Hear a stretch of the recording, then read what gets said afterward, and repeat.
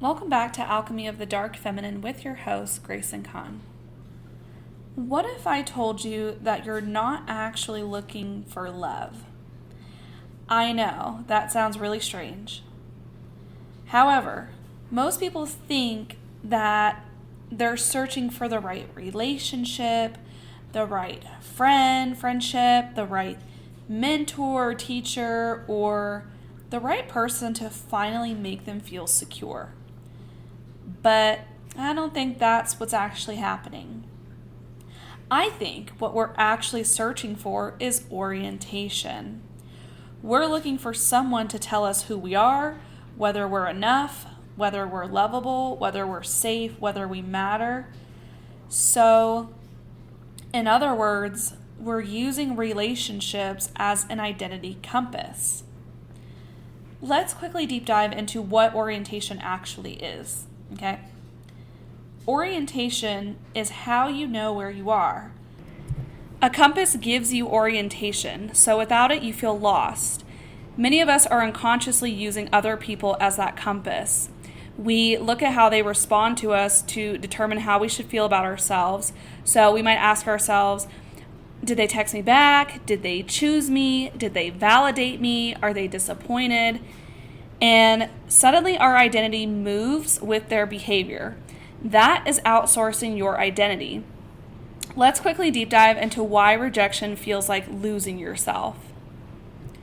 On a certain level, it can feel like you're disappearing, not because you lost love, but because you lost the mirror you are using to understand yourself. And that pain isn't only about grief, it's about disorientation. Your nervous system has become accustomed to looking outside of you for answers about who you are. So there's this hidden question. Every interaction carries a hidden question when you are outsourcing your identity to external references. You start asking yourself, who am I now? And most people don't realize that they're asking this.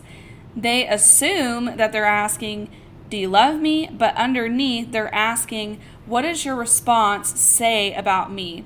And that's an entirely different question. So, during my self-referential switch seminar, this is where everything changes. Instead of asking, who am I to you, you begin asking, who am I being? And instead of asking, what do they think, you ask, what do I know? Instead of waiting for someone else's behavior to determine your worth, you begin authoring your own identity. And this is what I call becoming self-referential. So let's quickly discuss the nervous system piece here, which is, this isn't simple positive thinking. Your nervous system may have learned that monitoring other people was the safest way to stay connected. So of course, you'll feel pulled toward external validation. But the goal isn't to stop loving people. The goal is to stop using them as your compass. Healthy relationships become places where your identity is expressed, not where it is created. So here are 3 questions to practice today. The next time you feel activated, ask yourself, what am I using to know who I am right now? What remains true about me regardless of someone else's response? And what choice would the version of me who trusts herself make next? These questions begin moving your point of orientation inward. If this episode resonated with you, this is exactly what I'll be teaching inside my live seminar next Wednesday, June 24th, 10 a.m. Mountain Standard Time, called the self-referential switch. We'll go much deeper into why we outsource our identity, how to cultivate self-authorship at the nervous system level, and how to strengthen that shift through nervous system-based practices so that you are no longer relying on external validation as your primary point of orientation. Enrollment is officially open and early bird pricing is available for a limited time. I would love to have you there.